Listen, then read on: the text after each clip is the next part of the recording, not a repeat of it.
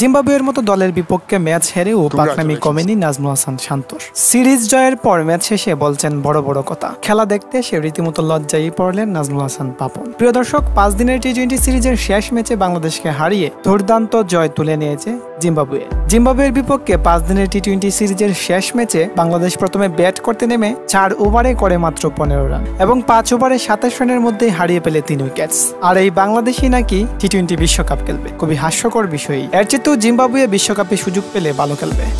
এরপর 20 ওভার শেষে 6 উইকেট হারিয়ে 157 রান করে বাংলাদেশ।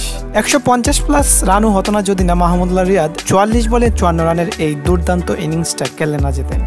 বাংলাদেশের 2 ওপেনার 13 বলে করেছিলেন 9 রান, 5 বলে 2 রান করে আউট হয়েছিলেন তানজিদ হাসান তামিম এবং 7 বলে 7 রান করেন সৌম্য সরকার। 17 বলে 21 রান করেছিলেন সাকিব আল হাসান এবং 28 বলে 34 রান করেছিলেন নাজমুল হাসান শান্ত। এরপর 158 রানের টার্গেটে জয়ের লক্ষ্যে ব্যাট করতে নেমে দুর্দান্ত শুরু করেছিলেন ব্রেইন ব্যানেট এবং খেলেছিলেন 49 বলে 70 রানের চমৎকার একটি ইনিংস।